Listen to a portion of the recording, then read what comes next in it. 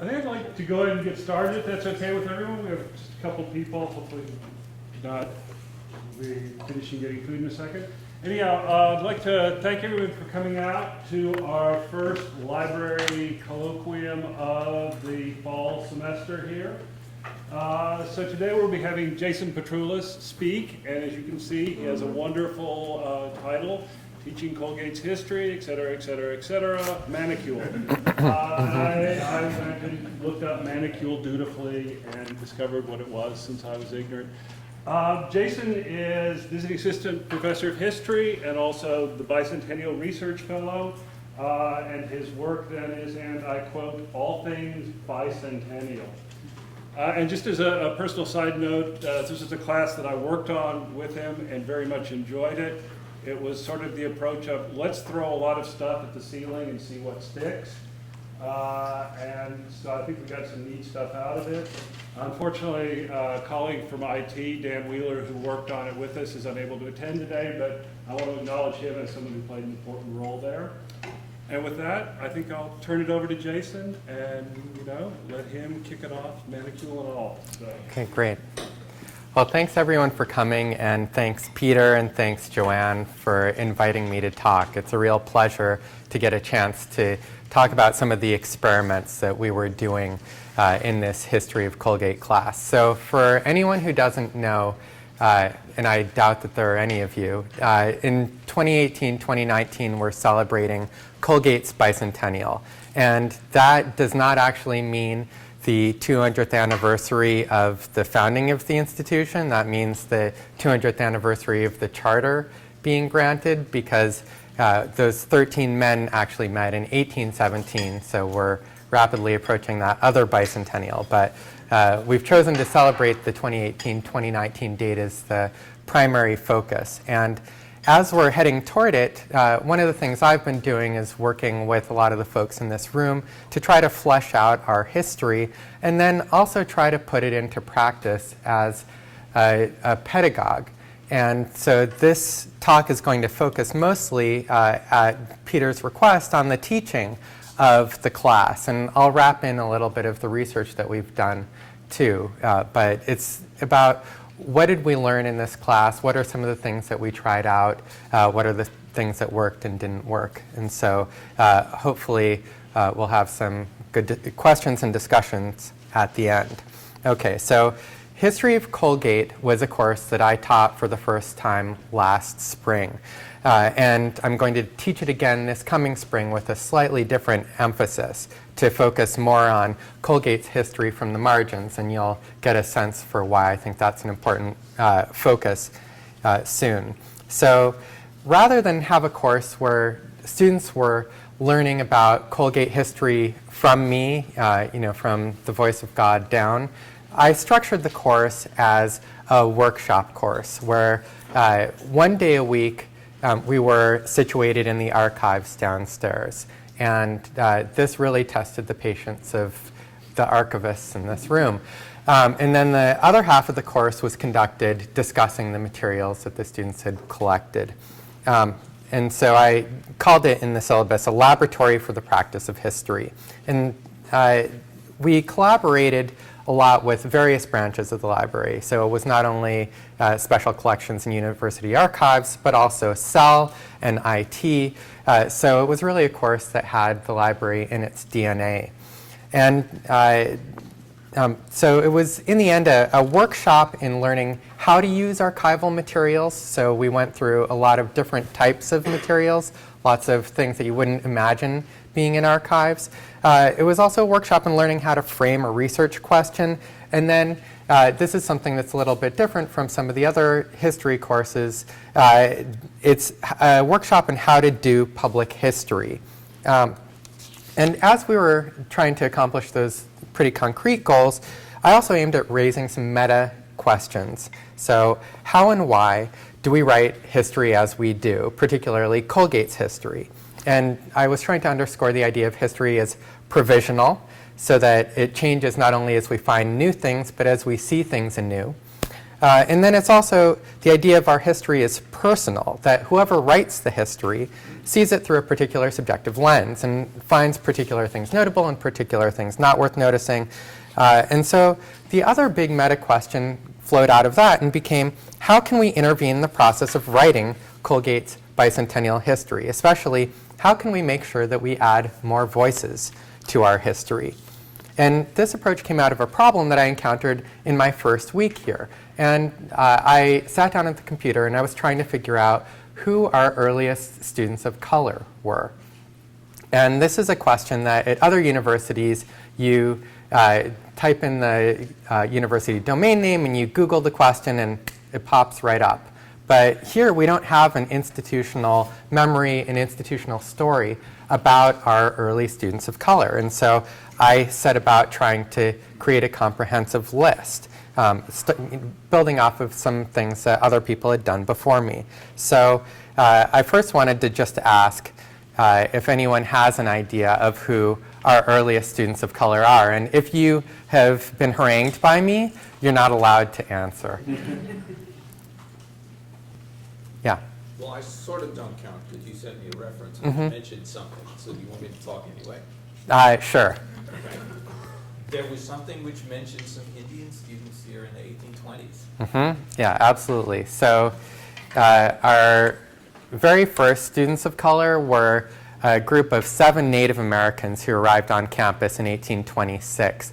And these are among the very first students of color educated alongside white students in any institution, certainly among the earliest Native American students. And most Native American students were educated in segregated sections of universities like at Harvard or at Dartmouth, or certainly not alongside the white students in classes. And so the last one of these students left in 1831. So any other guesses about early students of color?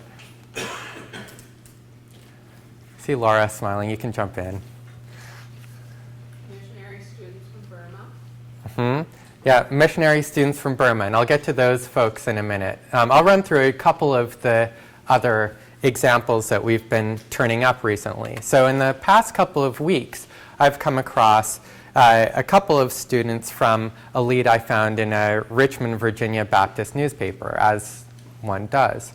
And so this fellow pictured here is Samuel Smith. And Smith was born to a Portuguese Indian mother and an English father in Kannur, India, and then was essentially orphaned, migrated to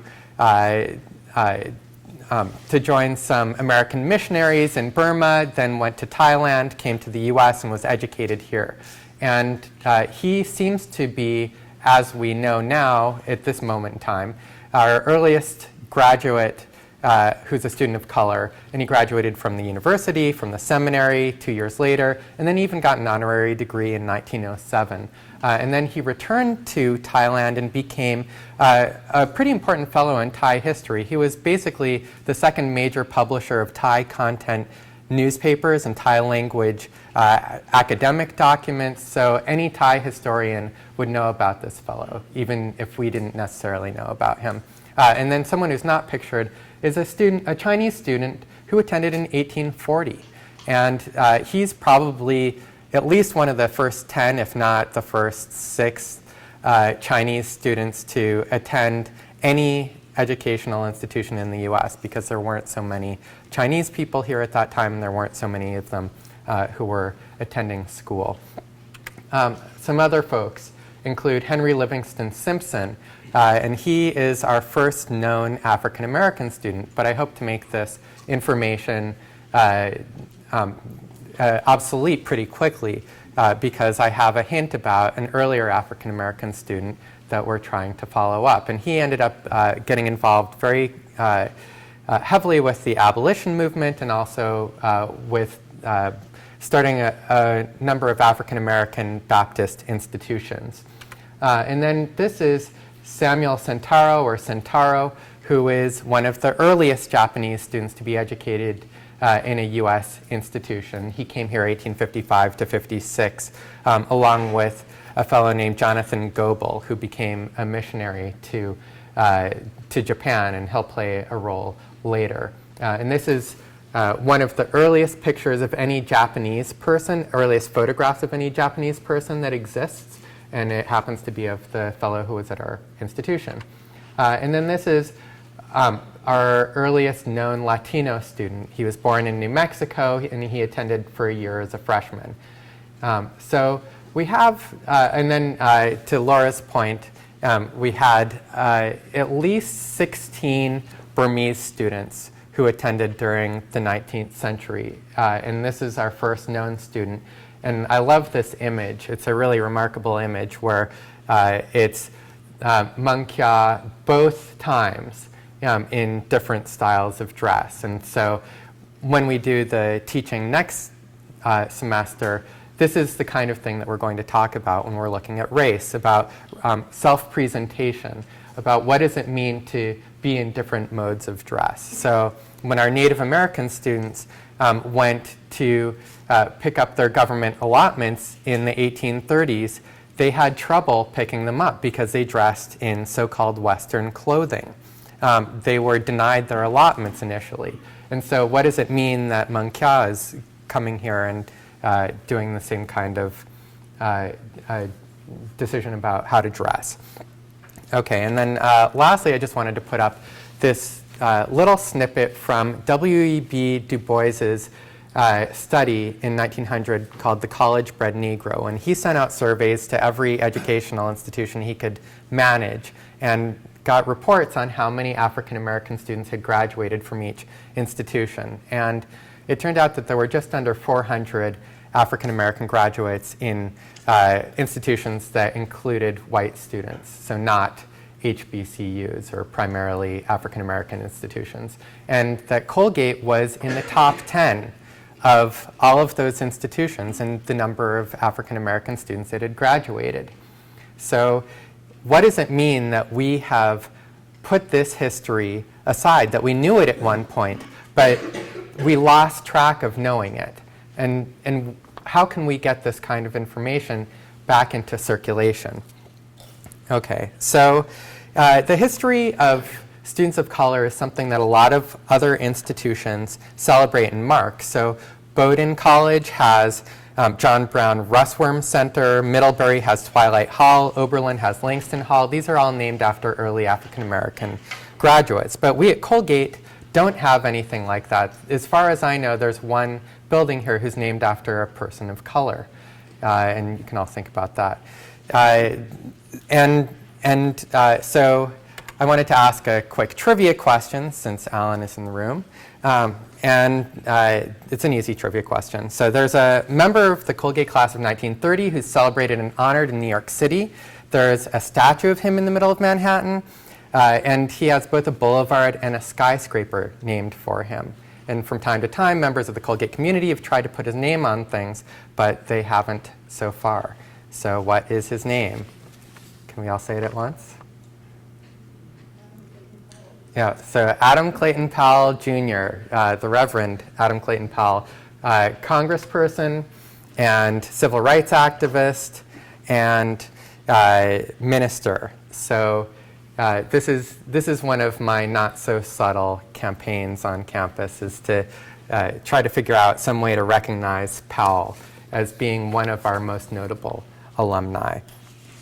Okay, so as I dug in the archives, I saw that much of this history had been hidden, and some of it's actually hidden in plain sight. That's ready to be recovered and worked into the stories that we tell ourselves about Colgate. And so all of that is what moved me toward the idea of something that I call history for all. And this is an approach that animated my class and drives the work that we're trying to do with the Bicentennial on campus. And so I wanted to just give you a few of the goals of history for all. So number one is to diversify Colgate's history. And that's to find these stories that have been overlooked or concealed, but also to allow community members to see themselves in the history, so that when they look at the history, they can see that the institution has had people who have have had similar experiences or experiences that resonate in some ways. And it's also a way to try to align with newer historical methods and emphases, so not only the histories of race, gender, sexuality, class, ability, and so on, but also things like global and regional history, histories of connectedness, flows, as well as digital history techniques. Okay, then a second goal is to encourage broad participation in the bicentennial history, and that's not just a history that's written by me. It's not just hopefully going to be a history that's written by Jim Smith, who's the class of 1970 alumnus who's in charge of updating our history, following up on Howard Williams' 1969 book. So I don't want it to be my history and Jim's history, but rather a history in which multiple voices are heard and in which multiple people have a stake. And so a third goal is to practice and institutionalize public history at Colgate, especially digital history, museums and material culture, oral history and memory, and then arts and creative storytelling. And so along with this, I wanted to talk about the implementation of these goals in the class.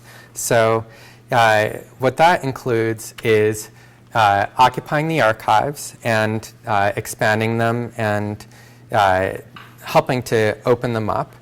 Then, again, public history, encouraging this broad participation in the history. And then a third method of implementation is collaboration, so working across disciplines and around the university to engage with our history. Okay, so first, archives. And the way that I looked at this was opening up and remapping and redefining the archives.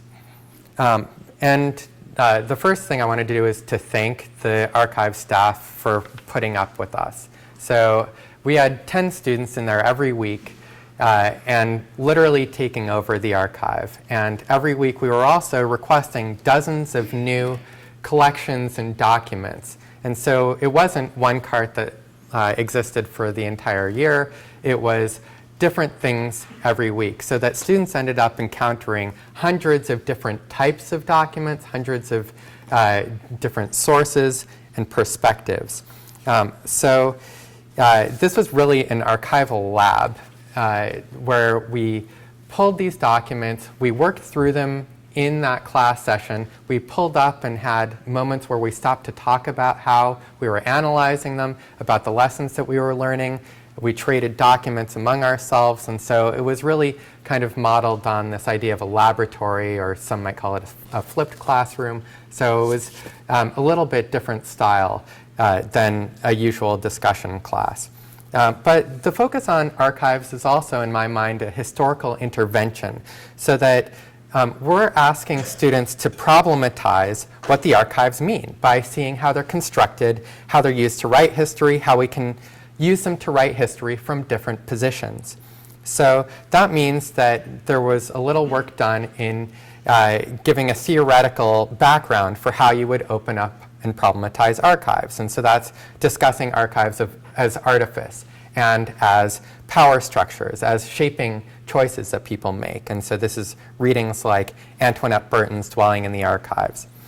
And then we also connected this to our discussions of Howard Williams' 1969 history. And Howard was also the archivist here for about 50 years. And so the archives really bear his imprint.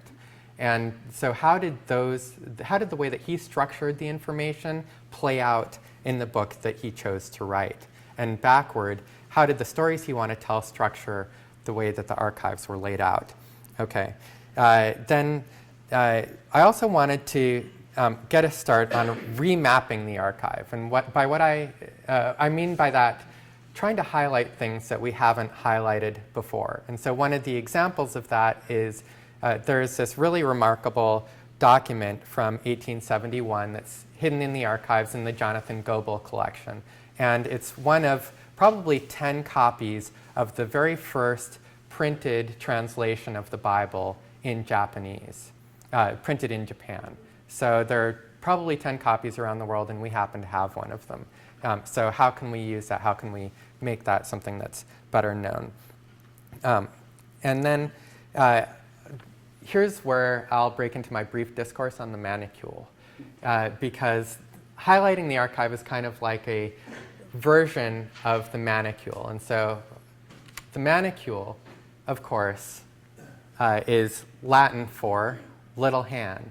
And the little hand is unlike other forms of punctuation in that it's a marginal piece of punctuation. So it's not, you must stop here, like a period. It's, I have an idea for you. So the manicule was first documented in 1086 in an English book. So Doomsday, yep, in the Doomsday Book. And you should not confuse it with the Octothorpe or the Pilcrow. It is also used frequently in 19th century Baptist publications, which is how I fell in love with it, as one does with punctuation. You would run into it describing the commencement exercises of Madison University when I was looking for what our first African-American student, Henry Simpson, was talking about, and he was talking about Wilberforce. Or you'd find it at the top advertising a subsequent feature in the Baptist Missionary magazine, and I loved it so much that I decided I would put it into my syllabus. And so whenever the students encounter an assignment, they have a manicule. And then I started to see it everywhere too. So this is the earliest seal of the university. And there's an ad, and you can even see one downtown if you look closely as you're walking along Utica Street. It's on the outside of the bookstore. As the Utica Street experts in this room know. Okay, so then another element of this is public history. And public history, let me see where I am. Sorry about that. Okay, there I am. Yeah. Okay, so public history. So as we're moving toward the bicentennial in 2018-19, we want to involve a broad set of people in the bicentennial. We want to involve faculty and students, staff and community members, friends and parents and alumni. And while there's going to be this committed audience for people who read the book, we also want to reach beyond the people who would actually pick up an academic monograph on the history of Colgate. We want to get the history into the bloodstream of the university. One of the ways is that I want to try to inhabit the campus with our history. And that could include photos of our history. It could include the kinds of museum exhibitions that the archives are already doing. It can include art installations and, of course, plaques. And one of my favorite artifacts in the archives is this plaque. And I'll read it to you. It says, "In this room lived Charles Evans Hughes, Chief Justice of the U.S., 1930 to 1941, during his freshman and sophomore years on this campus, 1876 to 1878. Okay, and this is in the archives. And on the back, it says, this plaque was removed by student pranksters, and it was placed in the archives in 1968. So this, for me, is kind of a lesson in the displacement of history and displacement of memory, that it's our responsibility to try to remap this kind of history onto campus, to figure out not only where Charles Evans Hughes lived, but actually where someone who graduated from the university lived, because, as is the case, many of the people that we celebrate as members of the community were not actually graduates, much like Andy Rooney. Okay, so one of the goals of my class was to teach these kinds of public ways to craft and share our history, and that's oral history and memory, museums and material culture, digital history, and history in the arts. And these aren't just new ways of presenting history, but I would argue that they require new ways of thinking about history, and even new ways to evaluate the teaching of history.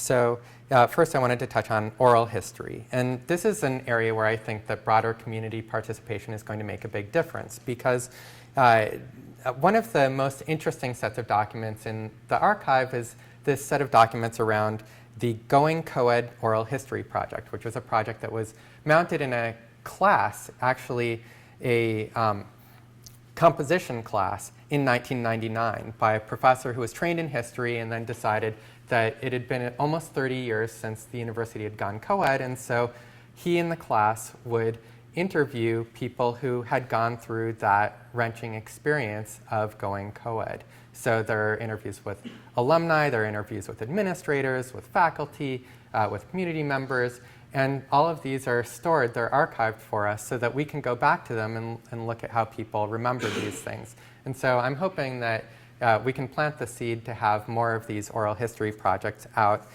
in the Colgate community and even beyond into Hamilton.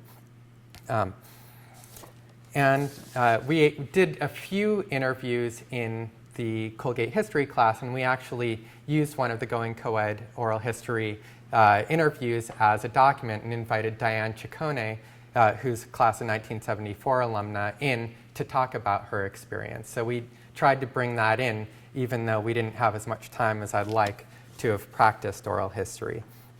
Okay, museums and material culture. In the archives, we pulled a lot of material from the Realia collection and learned about the social life of objects, and including the ideological environment in which these objects were enmeshed.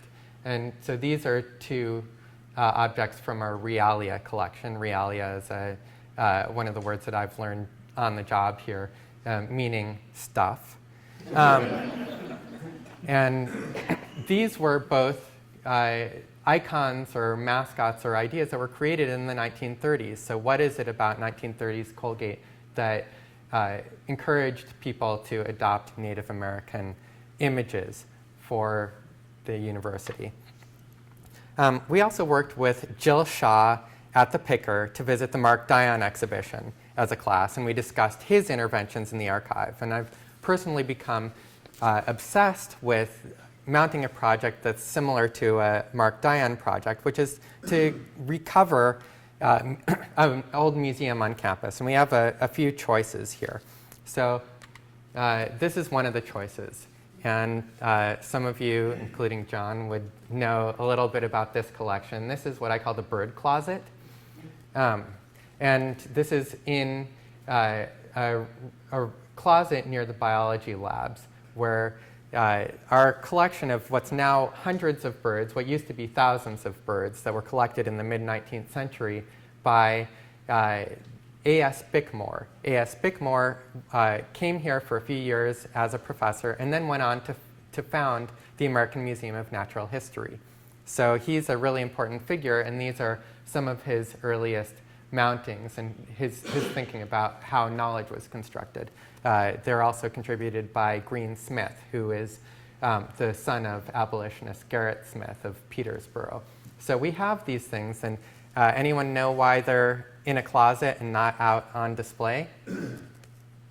Because they are filled with arsenic, because the state-of-the-art mounting techniques of the time to prevent bugs from eating them were to lace them with arsenic. So if you ever encounter these birds, don't touch them.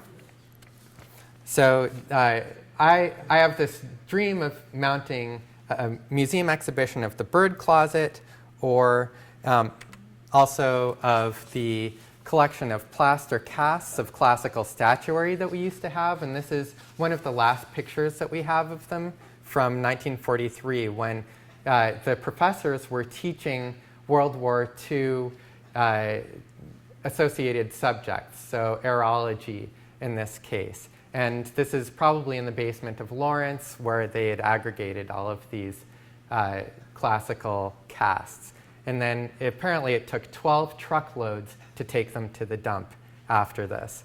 So as far as I haven't been able to find any trace of them, and there's evidence in the newspapers that they were taken away. So I would like to mount something digitally, perhaps, to try to reproduce something like this. Or we also have the Museum of the Society for Inquiry, which is one of our earliest student organizations. It was formed in the 1820s to help students feel connected to all of the missionary activities that were really at the heart of the university's identity in the early, through the end of the 19th century. Our very first student, Jonathan Wade, went away on mission, as did one of the other members of that first class, Eugenio Kincaid. And Colgate produced more Baptist missionaries by the 50th anniversary of the Baptist Missionary Union than any other Baptist institution. So missions were really a big part of the university's identity. And so in 1837, the Society for Inquiry published an inventory of its museum. And we have this really remarkable document in which they list all of the things that were in the missionary museum used to educate students. And so I'll read to you my favorite entry in the missionary museum, number 21, Chinese knife and fork. These are two slender sticks about 1 foot in length pointed at each end. They're held by the finger and thumb in the middle and are always used in eating rice. So we've had difficulty finding other objects from this, but we have the inventory. So what would we want to do with a document like this? Now, another aspect of this teaching of public history was central to the course, and that was the creation of digital history websites. And this is where Dan and IT and Cell were so critical. And Peter, of course, was in on a number of the classes helping us to get things set up. So the digital history started with the design of the course website. So instead of operating on Moodle, I set up a WordPress website that included kind of a virtual digital syllabus. It included digital resources. It included handouts. And it also included a space for community so that students would make blog postings every week. And then beyond this, I asked students to make a digital history website as part of their final projects. And this was in tandem with a more standard research paper. But I was trying to think of this as a different way of doing history. And digital history, in my mind, has these differences with paper history. So digital history is hyper-connected, meaning that there can be multiple paths within an analysis. It's multimedia, so it can include videos and maps and so on. It's open-ended, so that multiple conclusions emerge from the analysis. It's participatory, meaning that audiences can participate and give feedback. It's interactive, so that audiences learn by doing. And then finally, it can be archival, so that people can make a website that shares documents that wouldn't otherwise be shared, that would be buried in the archive. And so we worked with Sel and Peter and Dan to test out a number of different platforms that students could use. And so we looked at ArcGIS, we looked at Omeka, we looked at the Genius website, we looked at WordPress, and even got a technology grant to support implementation of some of this. But what ended up happening is that all of the students felt most comfortable working with WordPress. It was something that intuitively made sense to them. It was something that was plug and play enough for them to use. And this isn't to say that I don't think that these other platforms could be used to good effect, but for what the students were trying to do, the WordPress sites worked the best. And so I wanted to run through very quickly some of the examples of what the students did. So one of the sites focused on telling the history of Colgate through the lens of Colgate's maps, and treated maps not just as orientation devices, but as historical documents. And we talked a lot in the class about the idea of mapping history, about spatial history, and even used it as an analogy or a lens, talking about John Gaddis's lectures on historiography or Barbara Field's essay on ideology as mapping.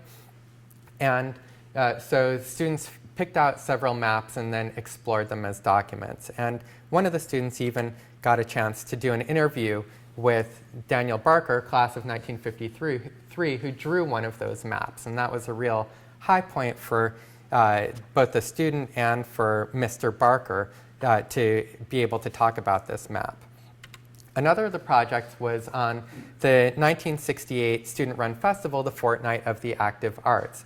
And this student incorporated film clips to supplement her story using the multimedia. And so this is a picture of a very brief clip that exists of the Doors concert at Colgate. It's a soundless clip. It's about 10 seconds. It's not as exciting as it looks. Then this is a site that was pretty neat and creative, in which two students jointly produced this project that asked us to imagine what it would be like if the Colgate campus buildings and spaces commemorated some of our notable African American alumni. And so they called attention to Adam Clayton Powell, but they also called attention to the less known story of star football player Ray Vaughn, who was class of 1929. And he was benched by Colgate coaches for 4 games in the 1920s for Jim Crow. And Colgate's administration acceded to the requests of the opposing teams that didn't want to play a team that had a black player on it, including at least one home game. Ray Vaughn is supposedly the athlete who was the most affected by Jim Crow benchings in the 1920s. There was also a website, and this is one of the websites that I thought visually worked the best. It's a site on the visuality of World War II on campus, and it's based on a great document, the 1943 series of the Colgate Banter magazines. And usually it was a humor magazine, but during World War II it was drafted to use as kind of a newsletter for happenings on campus. And so there are these wonderful photos that are really shown to good effect in the digital environment. Then there was a student who did a digital website on abolitionism, and she was able to use Google Maps to plot where local underground railroad sites were reputed to be. So you got a sense of the way that Colgate was embedded in this map of abolition sentiment. And then one of my favorite projects was a project that was put together by a woman who had been heavily involved in the protests last year, and she made a Woman of Color archive. And this archive was both digital and physical. So she made an archival box full of materials, and she made this digital website to try to put women of color back into our archives, back into our history of Colgate. And so she gathered writings and drawings, Spotify lists, and solicited from among her friends and acquaintances and contacts to put together something that I'm hoping will outlast us and be a record of the events from last year. And it also helped her take control over her own experiences at Colgate in a way that these kinds of projects, I think, are really good at doing. Okay, so briefly some lessons learned about using digital tools.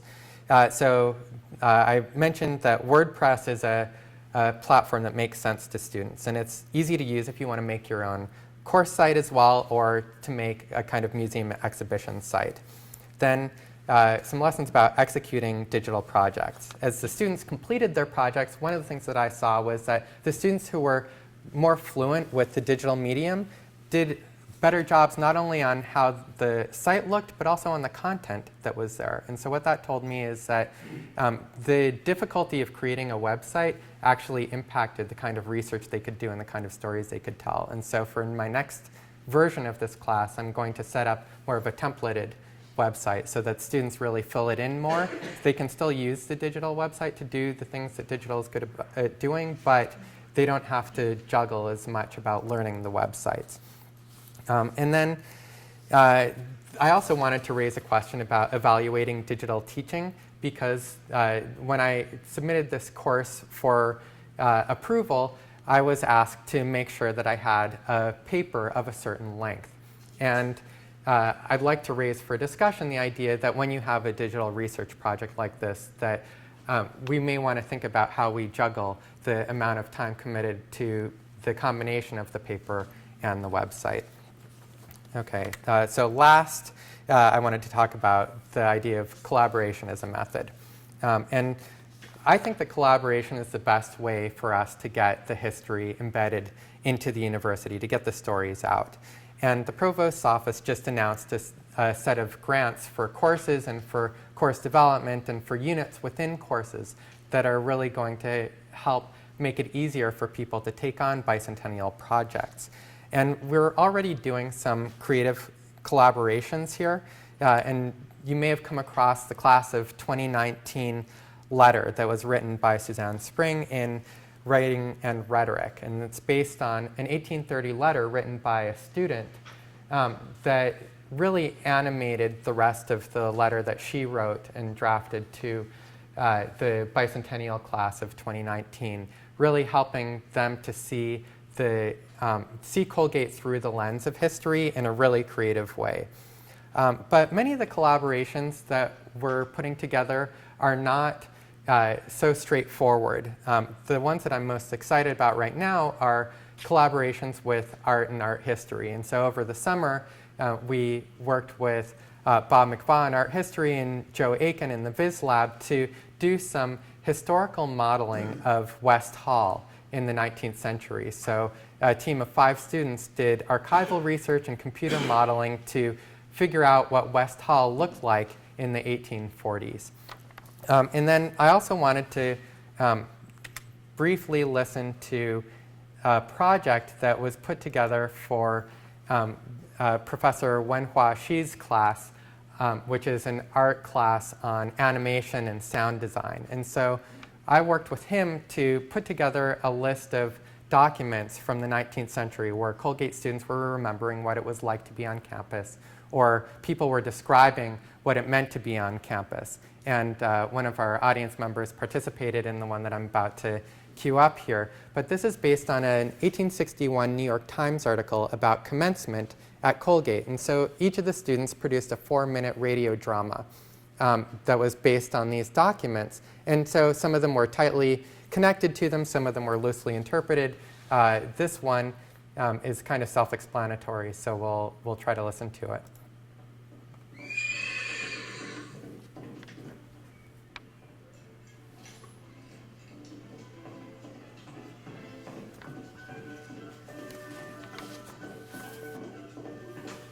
August 20th, 1861. This sight can gratify the eye of an artist or poet.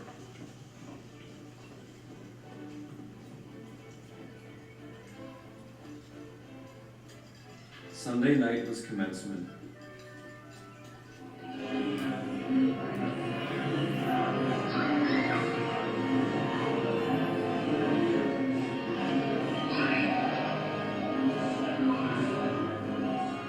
The night began with a riveting speech of patriotism by Reverend Dr. Eaton, President of Madison University. For an hour and 3/4, the fervid, impressive truth fell upon listening ears and sympathetic hearts. Every sentence was fresh and characteristic of the man, and was calculated by no means to repress the military and patriotic spirit which, I observe, pervades the university. Wicked rebellions had existed ever since the first war began between the rebels and God. And from that hour to this, the Almighty has been calling for volunteers to fight against the enemies of God and good government.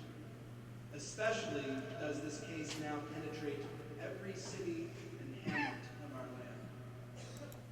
Okay, so you get the idea. And our special thanks to our guest performer here, Mark Shiner. Okay, so that about does it for what I wanted to introduce to you as the ideas that we were playing with in this class. And I'd love to get your feedback or thoughts or questions and to see what you think.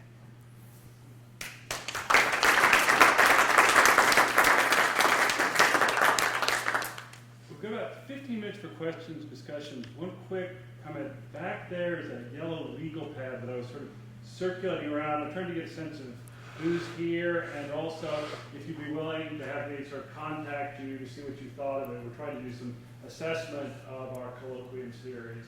So if that could pass around. And I also apologize, I mentioned that I've worked on this, and Dan Wheeler worked on this, and they've all run away except for Laura. But the folks in archives were obviously a critical part of this project too. So, please. George. Question. Yeah. Jason, thanks for a great presentation, and also thanks for your willingness to accept things that we sent you that we discovered deep in our departments, like we have bird closets of our own. Like, so thanks. I had a question about what relationship Madison University had to other institutions training Native Americans. I'm thinking of Kirkland's efforts with the Oneida Academy, which became Hamilton College. Right. Do we have any kinds of traces in our archives about any collaborations we might have had with other educational institutions? Well, the biggest connection that I've seen is is Oneida. And as you mentioned, Kirkland was really active in trying to promote education among the Oneida, and Hamilton College at its founding had a charter that included trying to educate Oneida Native Americans, but in the end he only educated a handful. It really fell apart very quickly, but Oneida became a center for missionary activity after that, and so there were successive waves of different denominations of Christian missionaries who came in, the Quakers and the Episcopalians. And we, the Baptists, we of Colgate, were the last ones in. And we came in 1820, right around the time when a group of missionary-minded folk were meeting in Hamilton to form our institution here, the Baptist Education Society of the state of New York. They were also meeting in a separate meeting to create a school for the Oneida up in Oneida Castle. And so this institution existed parallel to us in the 1820s and was seen in some ways as kind of a branch of our activities. And one of the 13 men was actually the first headmaster or principal of this Oneida school. And in 1822, there was a Tonawanda chief who wrote to the Baptist Education Society and asked if his son could attend our institution. And the people at our institution wrote back and said, well, his son can either go to the Oneida School or to Hamilton Literary and Theological Institution, our institution, as the chief wants. And so there was this kind of continuity imagined between the two institutions. But there wasn't really an attempt to tie us to other institutions that were educating Native Americans, but we did end up sending some of our 7 to the Choctaw School later on. So after they left here, they got further education in a Native American-only institution. The thing is that overall, the Native Americans were not being welcomed by lots of institutions, particularly by institutions like us. So the reason why we educated them is because Columbian College, which is George Washington, and Waterville College, which is Colby, turned them down. So we were the ones who accepted them. I wonder if, as I was listening to you, I was sort of feeling almost a little bit discouraged that by putting the students of colour back into the 19th century, then our story, at least our early story, becomes one of exclusion, right? That we had Native American students, and then presumably at some point we stopped having Native American students. What happened? What was going on? Well, one of the things that I'll do is to kind of undermine my ability to keep your attention, is to pass around a timeline that I've been pulling together, which is a timeline of diversity at the school. And I deliberately don't say timeline of inclusion because it wasn't a timeline of inclusion, but it was a timeline where there's kind of a remarkable level of diversity compared to other peer institutions. And you know, it's the fellows that popped up in the images that I was showing earlier. You know, we had this record of at least having non-white faces on campus. And basically it depended on what administration was in charge at the time. Some administrations seemed more willing to accept non-standard students. So you have, in the 1870s, a lot of women on campus who are taking classes. And then that goes away.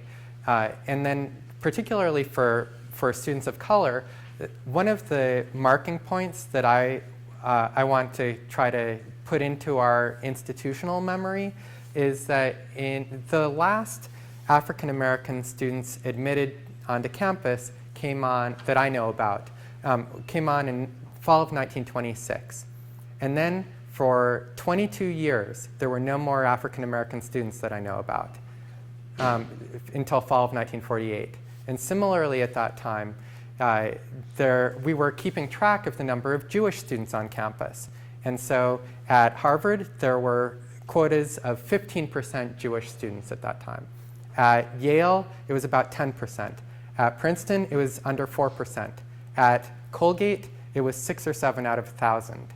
So it's a period where we want to know more about this history and make sure that these numbers that I'm looking at are the right numbers. But it really feels like that's a watershed that we want to pay attention to. Yeah, Mark? I wonder about the relationship between the evolving mission of the university and the presence or absence of diversity. Because I know, for instance, I attended a seminary in St. Paul, Minnesota. Mm-hmm.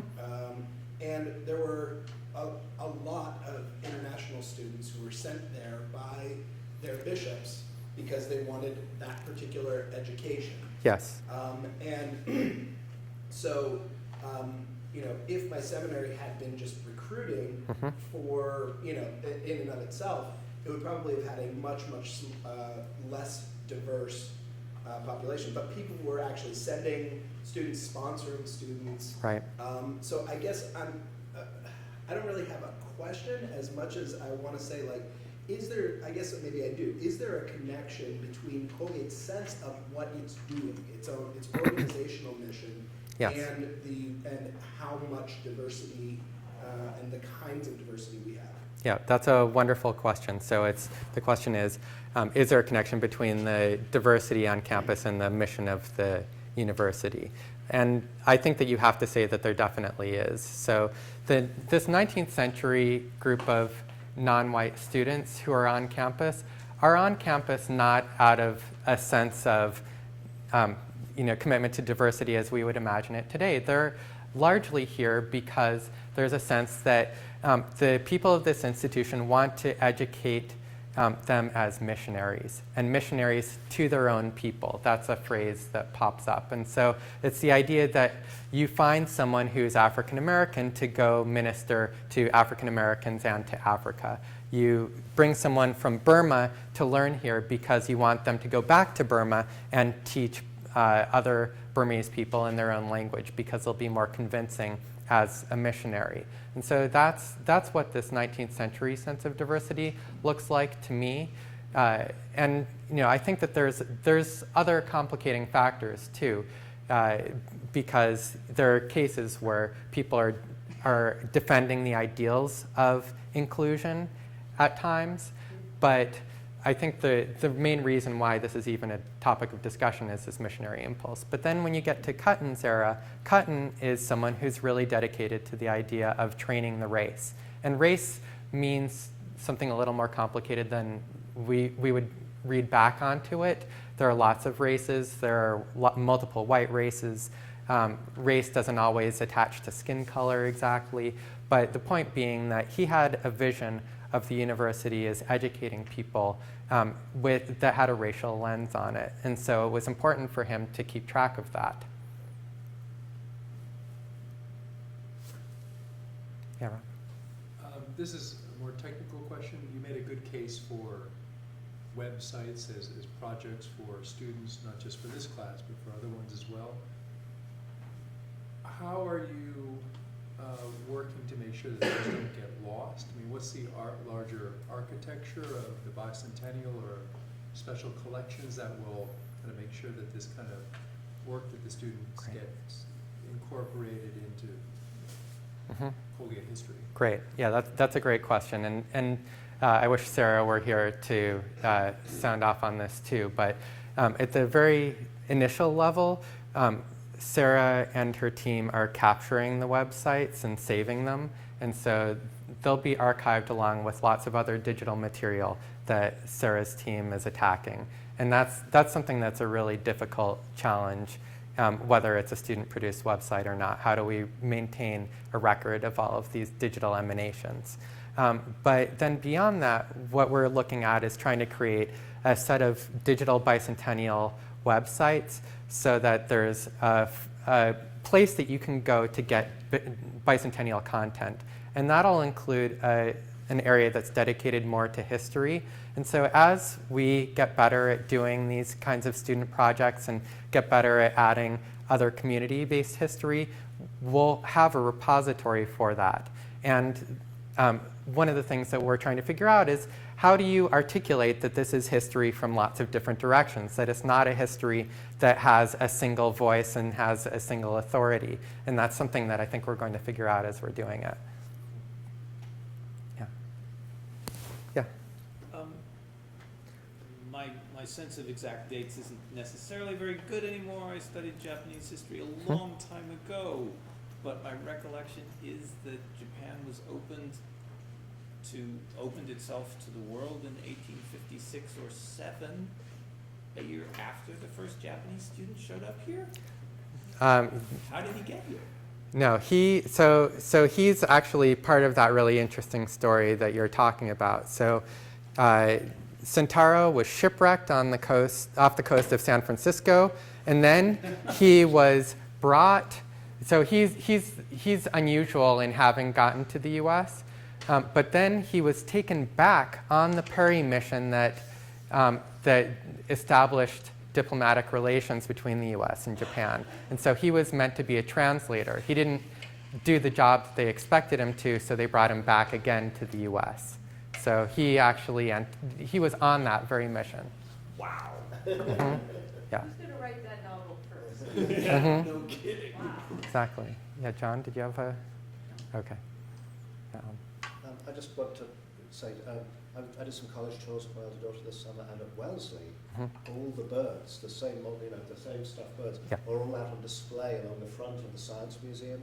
And the Wellesley student who gave us a tour said, "Oh, this is Wellesley's collection of stuffed birds is unique. And it's we were so much more affluent in the 19th century, we could afford to have stuffed birds instead of just pictures." So I think we need to get our birds out. Big selling point. Yeah, ducks in a row. Yeah. Jason, the removal of Justice Hughes's plaque, as it were, described as a prank. In 1968, could it also have been a political statement?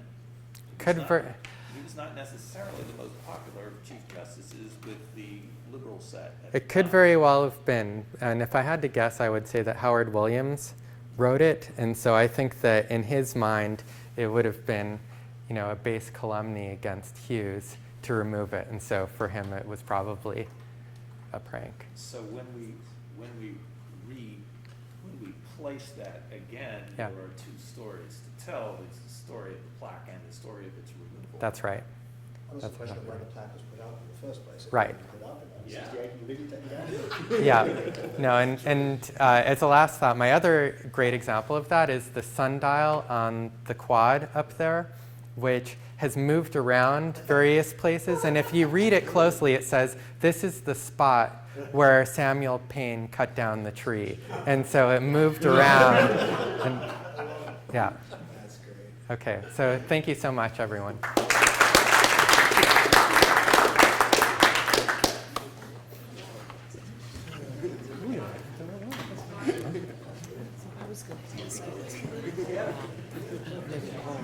But I will right now. So,